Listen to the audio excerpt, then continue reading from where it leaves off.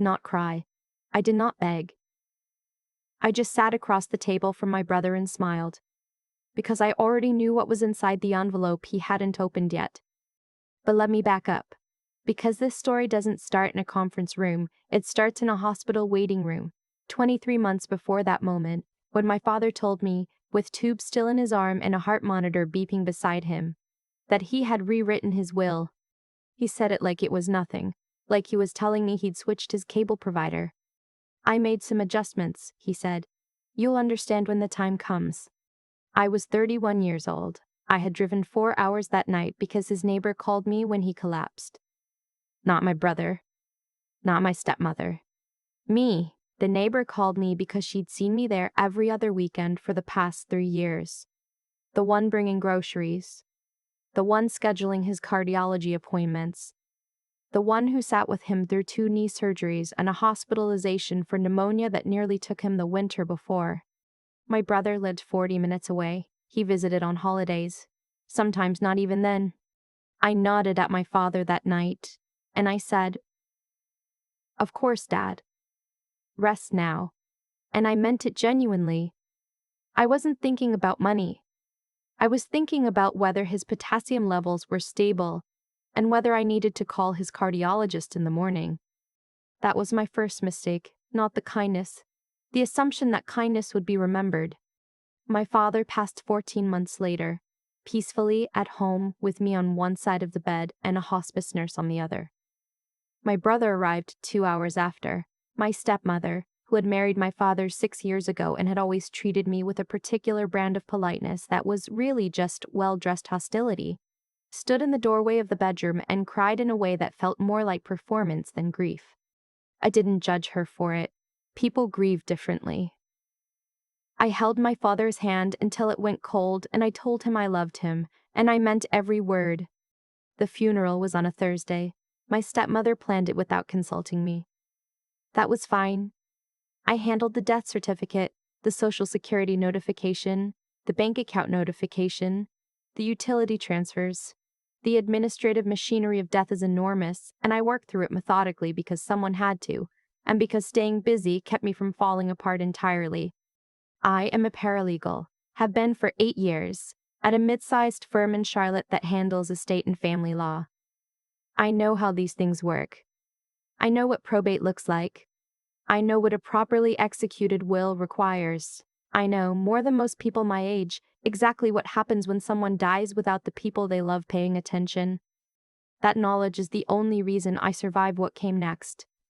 The will reading was scheduled 3 weeks after the funeral. My father's personal attorney, a man named Mr. Calloway who had handled his affairs for over a decade, conducted it at his office downtown. My stepmother arrived with my brother. They sat together on one side of the table. I sat alone on the other. I remember noticing that they had coordinated. She wore navy. He wore a navy tie. I don't know if it was intentional. I spent a long time trying to decide if it matters. Mr. Calloway read through the standard preliminaries. The house my father had owned for 22 years. The house I grew up in.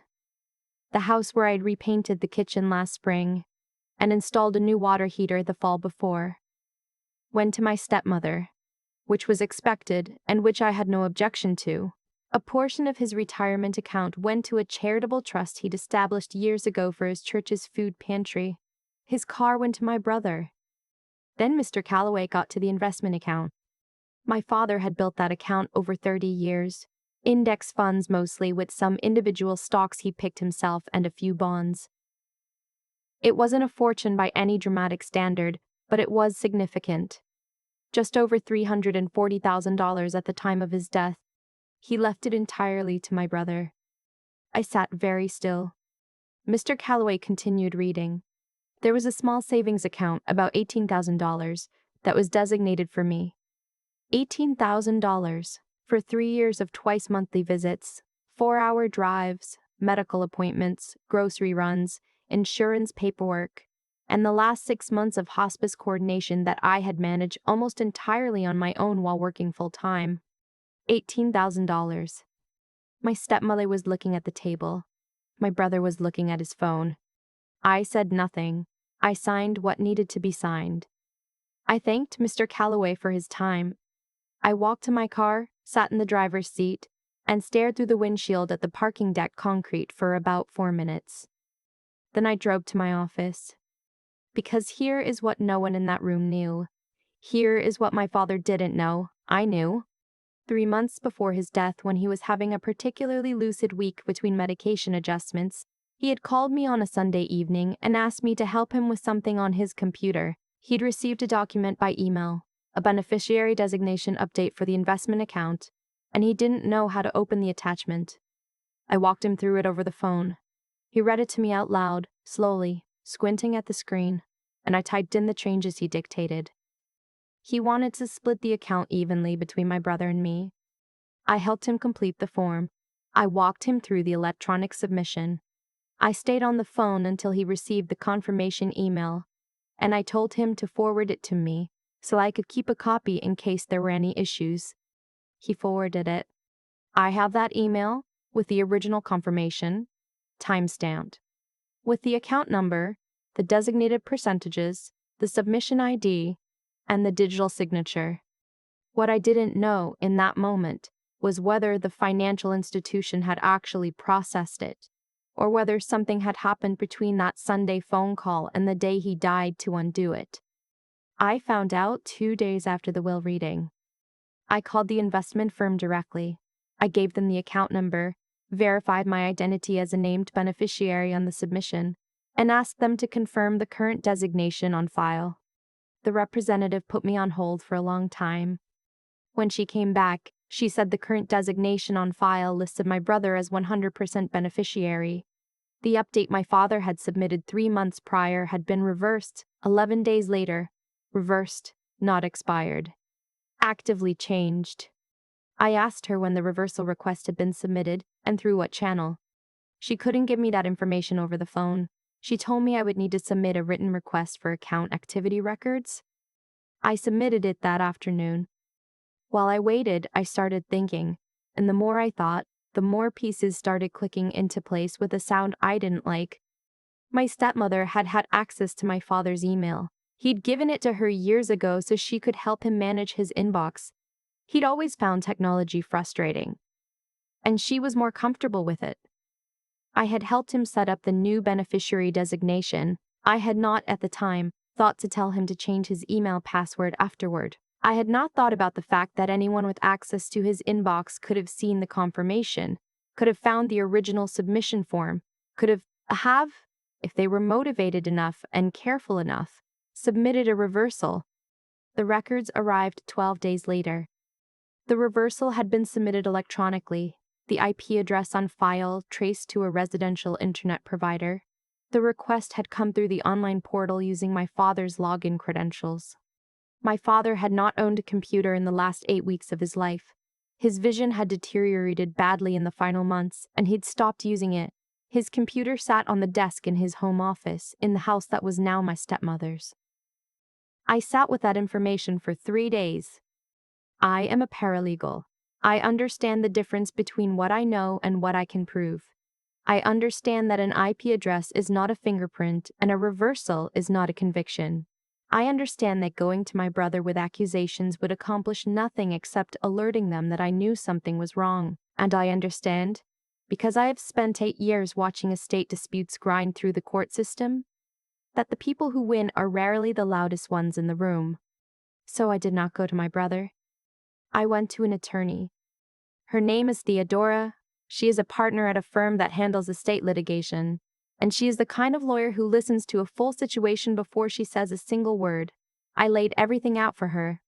The email, the confirmation, the records request, the IP information, the timeline, the fact that my stepmother had access to my father's email and computer, the fact that the reversal had been submitted using his login credentials during a period when he was physically incapable of using a computer. Theodora was quiet for a moment.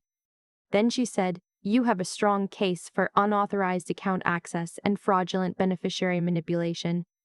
But before we file anything, I want you to do something for me."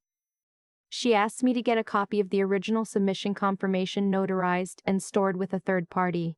She asked me to write out, in full detail, every date and interaction related to my father's care over the past 3 years. The visits, the appointments, the phone calls, the specific tasks I had handled. She asked me not to contact my brother or stepmother about any of this. And she told me to prepare myself, because this would not be fast, and it would not be easy, and my brother would likely be very angry. I said I understood. I spent the next 6 weeks building a paper record. I still have my own text messages to my father, hundreds of them going back years. I had emails. I had receipts, pharmacy runs, grocery deliveries to his address, the invoice from the contractor I'd hired to fix his gutters, the appointment confirmation from his cardiologist's patient portal, which listed me as his designated healthcare contact. I had photos with timestamps. I had the neighbor who had called me the night he collapsed, who was willing to put in writing that she had contacted me because I was the one who showed up. I put all of it in a binder. Then I made 3 copies and stored them in 3 different locations. My brother called me twice during those weeks, once to ask about a piece of furniture he wanted from the estate, once to tell me that my stepmother was finding the probate process stressful and hoped I wasn't planning to cause any trouble. I told him I hoped she was doing okay. I told him I wasn't planning anything. Both of those things were technically true. Theodora filed the claim 8 weeks after our first meeting. We alleged fraudulent manipulation of a financial beneficiary designation, unauthorized access to a deceased individual's online accounts, and breach of fiduciary duty. We requested a full account activity audit and a temporary hold on distribution of the investment account pending investigation. My brother's response was to hire an attorney and call me from a number I didn't recognize because he knew I wouldn't pick up if I saw his name. "This is insane," he said. "You're doing this over money. Dad wanted me to have it," he told me. I said if Dad wanted you to have it, then the account activity audit will show that clearly. He said some other things. I let him finish. Then I said, "I have to go. My attorney prefers I not discuss this directly with you." And I hung up. That was the last time I spoke with him for 4 months. The account activity audit was the turning point.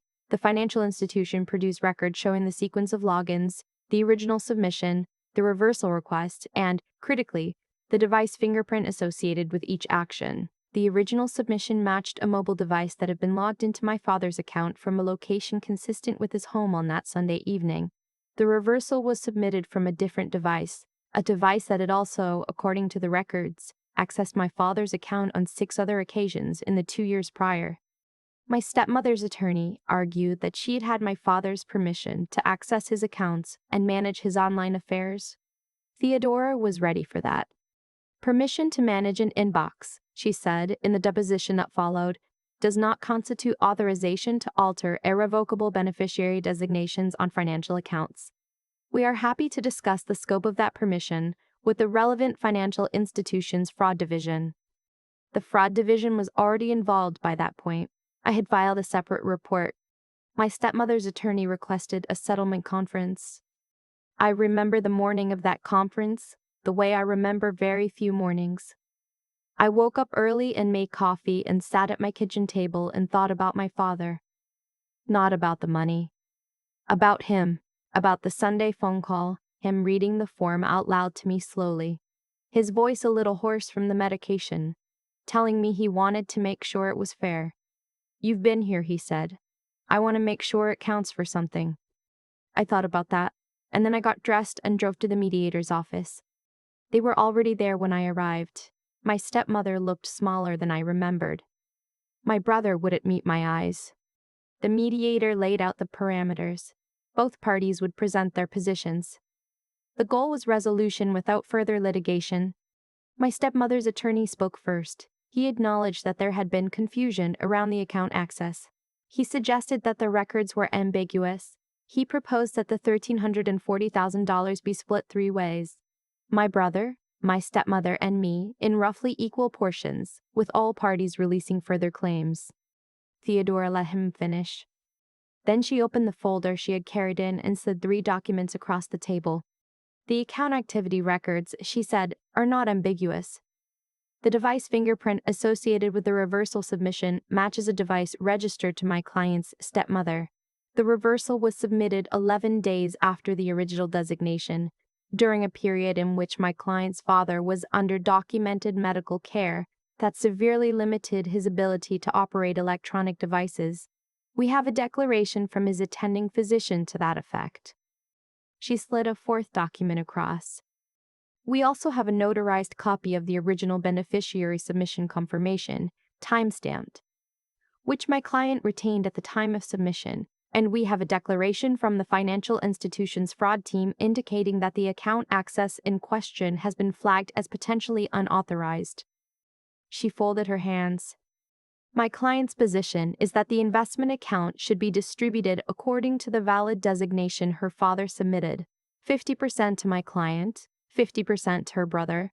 In addition, we are requesting reimbursements of legal fees. If those terms are not acceptable, we are prepared to proceed to litigation, at which point the fraud team's findings will become part of the public record. The room was very quiet. My stepmother looked at her attorney. He looked at the documents. My brother was still not looking at me, but I could see his jaw working. That thing he's always done when he's trying not to react. I looked at the window. There was a parking garage across the street. A pigeon on the ledge. Ordinary things. The mediator called a recess. It took 40 minutes. When they came back, my stepmother's attorney said his client was prepared to agree to a modified distribution. 50% of the account to me, 40% to my brother, 10% to my stepmother, consistent with the spirit of the original designation. Legal fees covered, all parties releasing further claims. Theodora looked at me. I had approved this threshold in advance. I nodded. We signed the agreement that afternoon. I did not feel triumphant when I walked out. I want to be honest about that, because I think people expect a certain kind of ending from stories like this. The music swells, the protagonist walks into the sunlight, everything resolved. It wasn't like that. I sat in my car for a few minutes. I thought about my father again. I thought about how he wouldn't have wanted any of this. He was a man who avoided conflict his whole life, sometimes to his own detriment, and the idea that the people he loved were fighting over what he'd left behind would have broken his heart. But he also said on that Sunday phone call that he wanted it to be fair. He said he wanted it to count for something. I held on to that. I had held on to it for months. It was, in the end, the only thing that kept me from walking away from all of it. My brother called me once more, about 3 weeks after the settlement. It was a short call.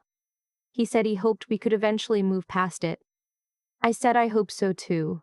I don't know if either of us meant it. I think we were both just exhausted. I keep the email confirmation in a folder on my desktop. I don't look at it often. But I know it's there. And sometimes when I'm helping a client at work navigate their own family's paperwork, I think about what my father said. You've been here. I wanted to count for something. It did. In the end, it did. I still have the confirmation email. I never deleted it. I don't open it much, but sometimes I'll be going through an old folder, and I'll see the subject line, Beneficiary Designation Update Confirmed, and I'll just sit there for a second. I didn't save it because I was suspicious. I saved it because I'm the kind of person who keeps records. That's just who I am. Years of working in estate law will do that to you. You learn, very quickly, that paperwork is the only version of the truth that holds up in a room full of people who remember things differently. What I think about now, more than anything, is the gap between what my father intended and what almost happened. He made a decision on a Sunday evening, reading a form out loud to me over the phone, doing his best to be fair with what he had left to give. He did everything right. He submitted the form, he got the confirmation, he forwarded it to me. And then, 11 days later, someone undid it quietly from a device he could no longer use because they thought no one would ever check. That's the part I keep coming back to, not the anger. The assumption that I wouldn't look, that I wouldn't know how. That grief would make me passive enough to just accept whatever I was handed and be grateful for the $18,000 and go home. I think that assumption said more about them than anything else in this whole situation. Here's what I've learned. Living through something like this, integrity is not about being perfect. It's about what you do when no one is watching. And equally, what you do when you discover that someone wasn't watching when they should have been. My father acted with integrity on that phone call. He could have left things as they were. He didn't have to call me, didn't have to go through the trouble of updating the form with his failing eyesight and his frustration with technology. He did it anyway because he felt it was the right thing. That matters. Even when the outcome is nearly stolen from you, the intention at the source of it matters. I also learned that knowledge is not arrogance. For a long time in my life, I downplayed what I knew. I work in law, but I always hesitated to apply that knowledge to my own situations. It felt presumptuous, somehow, like I was overstepping. What this experience taught me is that understanding how systems work and using that understanding to protect yourself is not aggression. It is just paying attention. The device log, the IP address, the account activity records. I didn't manufacture any of that. I just knew to ask for it. And asking for it changed everything. And the third thing, the one I think I needed most, is that staying quiet is not the same as giving up. I did not call my brother screaming the day I got the settlement records. I did not post anything. I did not warn them. I just kept building, quietly, for weeks, until the case was solid enough that walking away from it would have cost them more than settling. That kind of patience is hard. It runs against every instinct you have when you feel wronged. But it works. It really does work. My father said he wanted it to count for something. I think he meant the years of showing up. But I think, now, he also would have meant this. The part where I didn't let it go.